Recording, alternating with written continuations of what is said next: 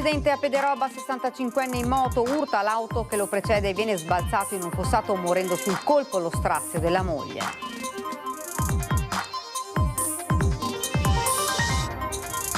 Grave incidente sul lavoro in un'azienda di Maron di Bruniera. Un 17enne stagista precipita da 3 metri a causa del cedimento di un controsoffitto e grave in ospedale. Un mese fa ancora minorenne danneggiò seriamente un esercizio commerciale di San Donà di Piave rischiando la sua stessa vita. I carabinieri denunciano un neo 18enne. Il caldo estremo alle ore contate, preoccupazione per quello che accadrà tra domani e domenica, previsti nubifragi, grandine e vento forte.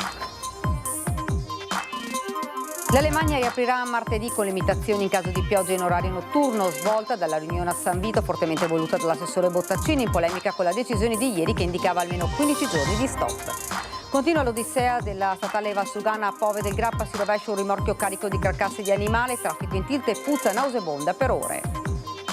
Lo Ius Scholae, il possibile asse di Forza Italia in Parlamento con il PD, riaccende lo scontro con il Carroccio, il capogruppo della Lega in Regione. Villanova Azzurri contromano rispetto ai Veneti, la replica di Fabio Tosi non sa di che cosa parla. Sarà Paolo Sorrentino col suo ultimo film La Grazia ad aprire l'82esima mostra del cinema il 27 agosto al Lido.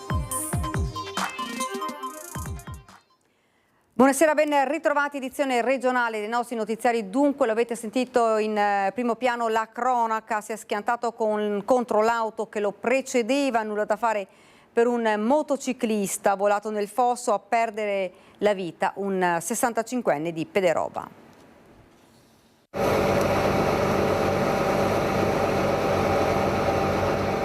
Un istante e si compie l'ennesima tragedia sulle strade della Marca. La moto urta l'auto che la precede, il Centauro viene sbalzato e finisce nel fossato.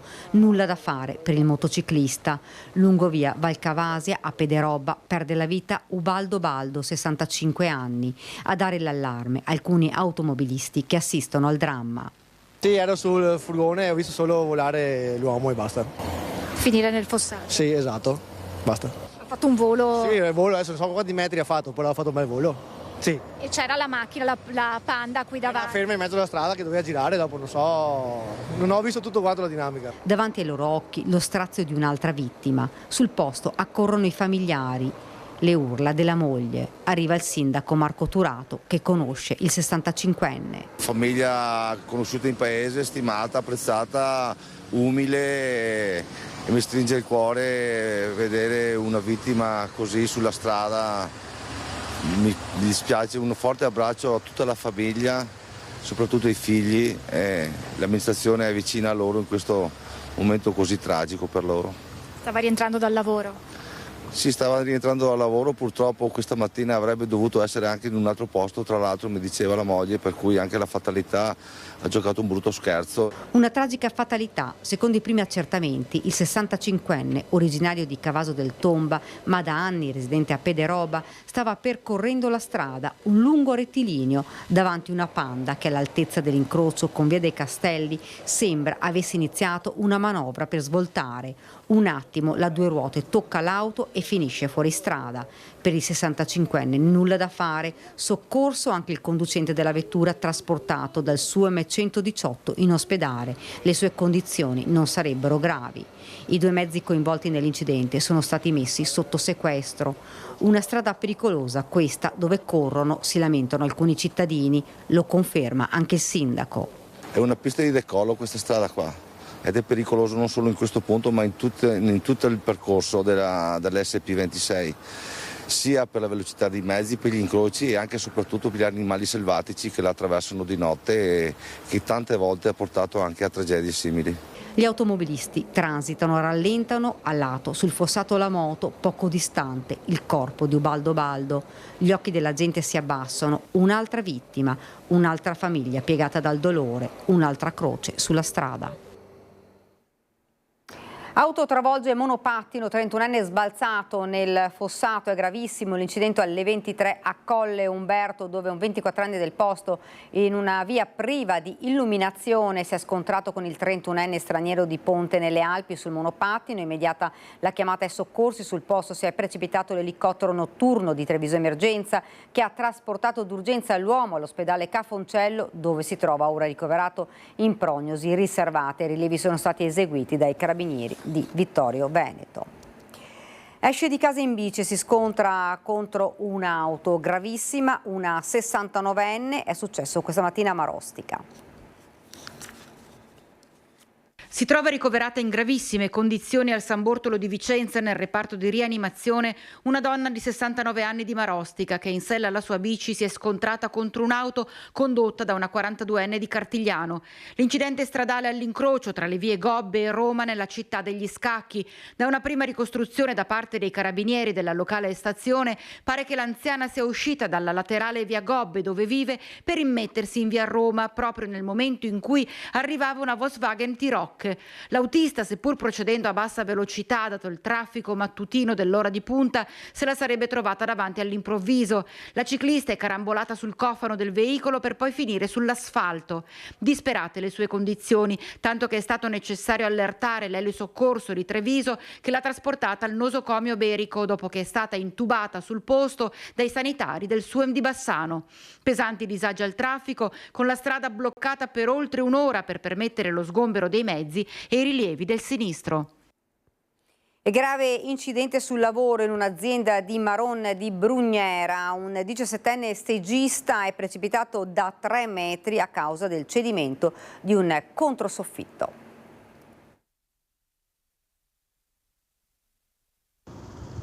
Attimi di paura questa mattina a Maron di Brugnera, in provincia di Pordenone, dove un ragazzo di 17 anni è rimasto ferito in un incidente sul lavoro all'interno di un'azienda situata nella zona industriale di Vialino Zanussi.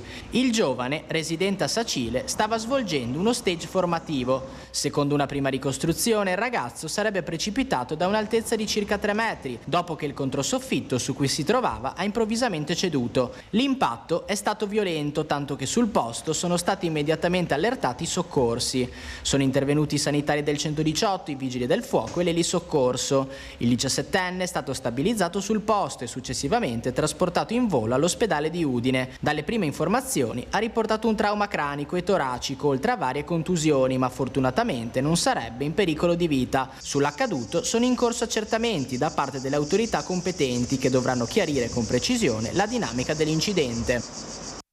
Continuiamo con la cronaca. I carabinieri di San Donà hanno denunciato un 18enne per l'incendio avvenuto lo scorso 21 giugno quando lui era ancora minorenne. Fondamentali le immagini delle telecamere. Dalle immagini si vede proprio che il ragazzo entra e tocca una macchinetta, non so, probabilmente per prendere qualcosa, poi versa questo liquido e dopo un qualche attimo si vede l'esplosione con lui dentro, quindi il ragazzo poi viene catapultato fuori da questa esplosione e chiaramente con un rischio molto grave anche per la sua salute. Per fortuna non è avvenuto questo, perché sarebbe stato molto più grave la cosa avere un ragazzo in situazioni più gravi. Grazie al minuzioso lavoro di indagine e alle immagini delle telecamere di videosorveglianza della zona, i carabinieri di San Donà hanno denunciato per porto di esplosivi e incendio doloso il responsabile dell'esplosione avvenuta lo scorso 21 giugno nel negozio di distributori gestito da un titolare di nazionalità cinese. Quando è avvenuto il fatto, il ragazzo era ancora minorenne, solo da poco ha compiuto i 18 anni.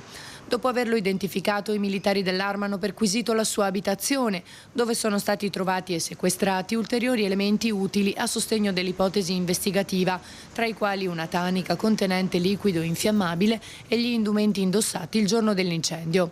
Sulla vicenda il sindaco evidenzia come l'amministrazione lavori per garantire la sicurezza in città. L'impegno è massimo, ricordo che abbiamo assunto 4 nuovi agenti di polizia, portando l'organico da 24 a 29. Abbiamo fatto importanti investimenti per quanto riguarda i mezzi, le armi, abbiamo dotato gli agenti di taser proprio la scorsa settimana, dopo un lungo periodo di formazione e addestramento. A breve entrerà in funzione anche l'unità cinofila con il cane antidroga e ricordo che stiamo lavorando per allestire a Porta Nord il nuovo comando della polizia locale per poter accentrare in una zona che sarà sicuramente delicata con l'attivazione di entrambe le stazioni, autobus e treno, un presidio di polizia costante e garantire quindi il controllo di un'area che sarà molto importante per la nostra città e che merita quindi un'attenzione continua. Poi però c'è un altro fronte su cui agire. questi ragazzi oggi hanno bisogno veramente di essere controllati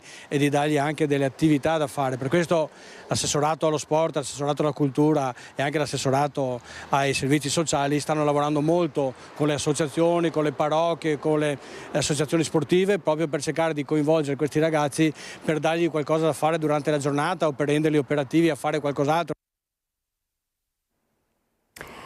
Emergenza caldo, comuni preoccupati di garantire la sicurezza di chi lavora nei cantieri, ma anche del rispetto dei tempi di consegna legato a doppio filo ai fondi del PNRR e non solo. A Villanova di Campo San Piero gli amministratori hanno scritto una lettera al Ministero dell'Interno. Valutare una sospensione per tutelare i lavoratori dei cantieri, ma anche il timore che i tempi di consegna delle opere non siano rispettati, con il rischio di perdere i finanziamenti ottenuti. È per questo che il Comune di Villanova di Campo San Piero ha inviato al Ministero dell'Interno una lettera in cui si chiede se in caso di necessità e vista l'emergenza caldo e l'ordinanza firmata dalla Regione sia possibile una deroga per 2 cantieri aperti in queste settimane, quello per la realizzazione della mensa della scuola primaria di Via Giovanni XXIII e quello di messa in sicurezza idraulica e idrogeologica con realizzazione di pista ciclabile di Via Piovega Nord. Ipotizzare di fermarsi un attimo quando ci sono queste situazioni penso sia una richiesta più che legittima. Non possiamo assolutamente permetterci di perdere questi fondi, abbiamo lavorato tantissimo per ottenerli ed è evidente che vogliamo portare a casa fino all'ultimo centesimo. Conseguentemente abbiamo chiesto al Ministero appunto se un'eventuale sospensione può comportare anche un'eventuale proroga dei tempi stabiliti. Se per i lavori della mensa è possibile anche rimanere all'ombra, ben diversa la situazione in Via Piovega Nord. Qui si lavora sulla strada senza alcuna possibilità di zona d'ombra, con un calore dettato anche dal passaggio di veicoli. Il Comune attende la risposta del Ministero nella speranza che la data prevista di fine possa essere ridefinita.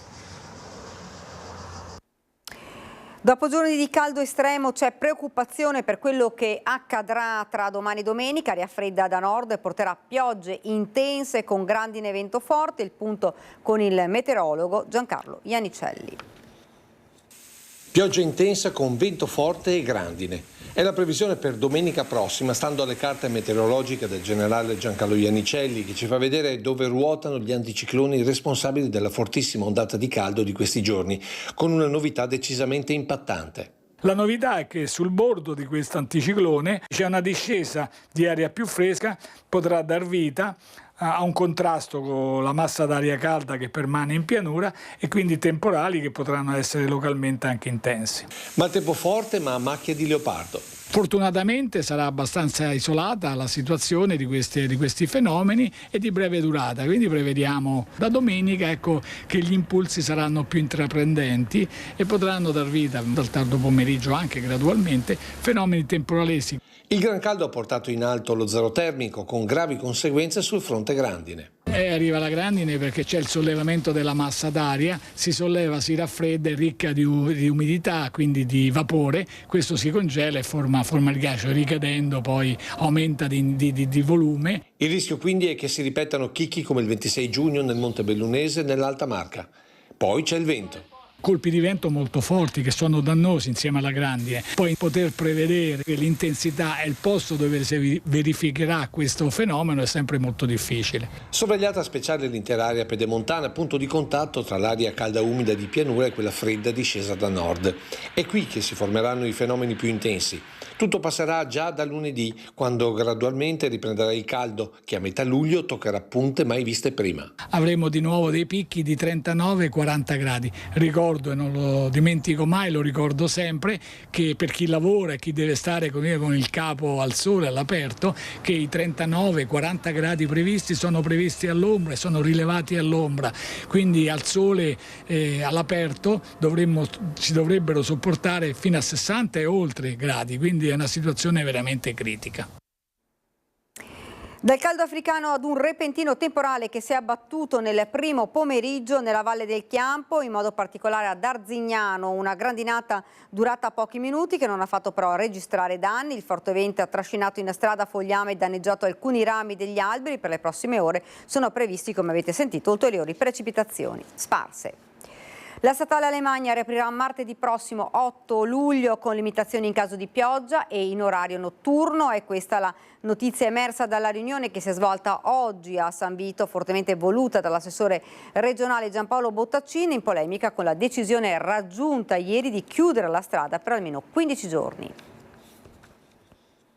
La statale 51 di Alemagna riaprirà il traffico martedì prossimo 8 luglio. Il contrordine è arrivato al termine di una lunga riunione che si è svolta a San Vito, che di fatto annulla la decisione assunta nelle scorse ore dal tavolo del CCS di chiudere la statale almeno per altri 15 giorni per consentire il posizionamento dei sensori sulla frana che scende da Croda Marcora. Impensabile, aveva detto l'assessore regionale Giampaolo Bottacin, che con il sindaco di San Vito, Franco De Bona, si è attivato per chiedere un nuovo, urgente incontro per valutare la riapertura della 51 dopo il sopralluogo del super esperto Nicola Casagli, professore ordinario di geologia all'Università di Firenze e referente della Protezione Civile Nazionale. È stato deciso che ci potrà essere una riapertura anticipata rispetto ai previsti 15 giorni iniziali, ovviamente però con la chiusura in caso di fenomeni meteo avversi ed eventualmente nelle ore notturne. Quindi sicuramente un miglioramento della situazione precedente con, come ho suggerito, una gestione del rischio residuo. La buona nuova ha fatto rifiatare i pendolari costretti da una settimana a peregrinare da un passo all'altro per raggiungere e uscire da Cortina, che da qualche giorno chiedevano alle istituzioni, inascoltati, di poter avere le navette per superare Dogana Vecchia e risparmiare ore e ore d'auto su e giù dal passo Tre Croci. Soddisfatti, manco a dirlo, anche gli operatori del turismo che a denti stretti in queste ore avevano tentato di minimizzare l'impatto del disagio che a Roma si stava cercando di evitare certamente all'entourage olimpico con un decreto d'urgenza ad hoc. La decisione di riaprire la 51 ha perciò evitato che il problema diventasse anche di ordine pubblico. Come detto, la circolazione avrà delle limitazioni, certe quelle in caso di pioggia ed eventualmente anche in orario notturno. Nei prossimi giorni purtroppo sono previsti fenomeni meteo temporaleschi, quindi questo, unito al fatto che dovrà essere installato un pluviometro per garantire la riapertura in maniera sicura, richiederà ancora 2 o 3 giorni di tempo per installare il sistema di sicurezza, però dopo, senza aspettare i 15 giorni, ci potranno essere delle finestre di apertura che renderanno meno difficoltoso il disagio che c'è stato in queste ore. Buone nuove, frattanto, anche per gli sfollati di Cancia. Il sindaco Bortolo Sala ha emesso l'ordinanza di revoca della temporanea inagibilità ed evacuazione degli immobili coinvolti dalla colata detritica nella notte tra il 15 e il 16 giugno. Continua l'odissea sulla statale 47 Valsugana. Questa mattina a Pove della Grappa si è rovesciato un rimorchio carico di carcasse di animali. Oggi abbiamo avuto un ribaltamento di un container con carcasse di animali e chiaramente al traffico si è sommato anche il problema odori e recupero di tutte le carcasse che c'erano in strada. L'odore era nauseabondo anche alcune ore dopo il sinistro e dopo la rimozione delle carcasse. Lungo la statale 47 si sono create lunghissime code, soprattutto di mezzi pesanti in entrambe le direzioni. La larghezza della carreggiata ha permesso uno scorrimento a senso alternato fino alla conclusione degli interventi di pulizia e ripristino, per cui il sindaco ringrazia le forze dell'ordine locali. L'Unione Montana Bassanese, che sta coordinando i lavori di gestione del traffico, sta lavorando veramente bene perché ha coordinato anche i carabinieri di Romano, di Solagna e di Enego, e quindi oltre che altre polizie locali, quindi stanno lavorando molto bene dal punto di vista traffico. Resta da capire il motivo per cui quel cassone si sia sganciato dal rimorchio. Il camion era appena partito da una vicina azienda che si occupa di commercio all'ingrosso, di pelli grezze, ossa, sottoprodotti della macellazione, carcasse di animali, residui e scarti di lavorazione di animali e prodotti di origine animale. La sua presenza è da tempo al centro di lamentele da parte dei residenti. Dipende sempre dal vento e arrivano questi odori soprattutto agli abitanti che sono confinanti con l'azienda. Sono famiglie storiche di Pove che vivono là e in questo momento, in questi anni, vivono un disagio enorme.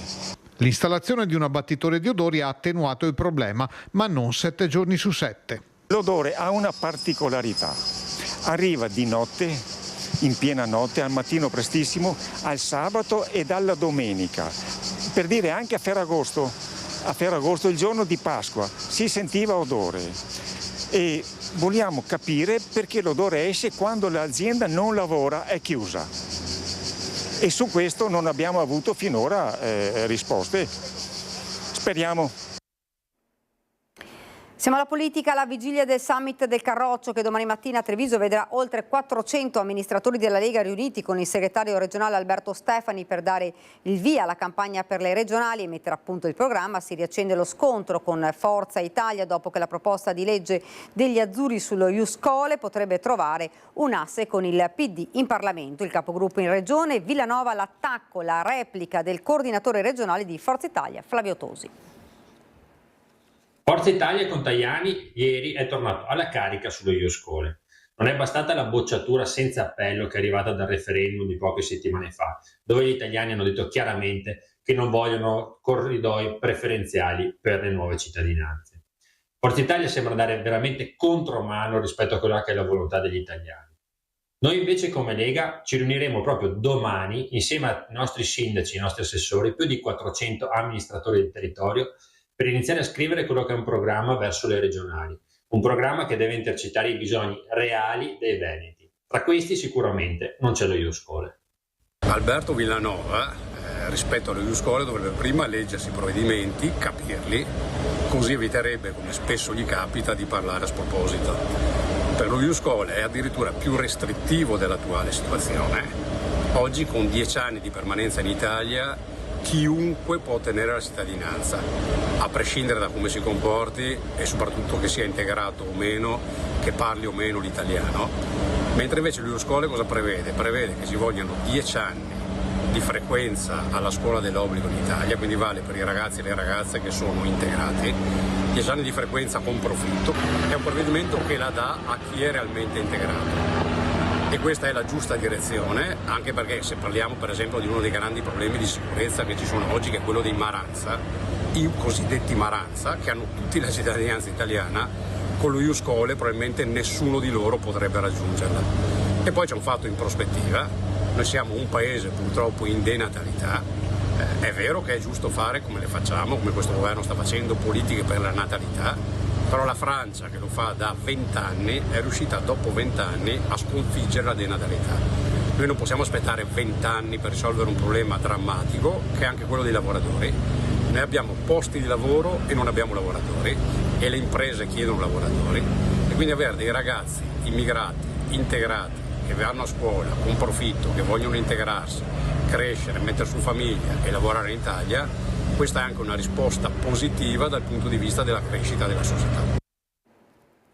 Sarà Paolo Sorrentino con il suo ultimo film La Grazia ad aprire l'82esima mostra del cinema il 27 agosto al Lido. Sarà il film La Grazia, scritto e diretto dal grande premio Oscar Paolo Sorrentino, ad inaugurare mercoledì 27 agosto l'82esima Mostra Internazionale d'Arte Cinematografica di Venezia, l'annuncio del direttore della Biennale Cinema Alberto Barbera, che a Venezia portò per la prima volta Sorrentino come regista del suo primo lungometraggio Uomo in più. Sarà dunque un film italiano ad aprire la mostra di Venezia. La Grazia racconta una storia d'amore, ancora avvolta da stretto riserbo la trama. Si sa però che è stato girato in Italia, forse a Napoli ci si chiede, e che il set ha fatto però tappa lo scorso aprile anche a Torino. Il film d'apertura è interpretato dal grande Tony Servillo e Anna Ferzetti e sarà nel concorso principale di Venezia 82. Dunque non una partecipazione senza ansie, ma in corsa per la vittoria finale del Leone d'Oro. Paolo Sorrentino, che lo scorso anno scelse al Croisetto di Cannes per il suo Partenope, torna a Venezia a 4 anni dal film È stata la mano di Dio, che vinse il Leone d'Argento, Gran Premio della Giuria, e il premio Marcello Mastroianni per il giovane attore Filippo Scotti. Così in quell'occasione ci rispose il regista. Da bambino avrebbe mai immaginato di fare questo mestiere?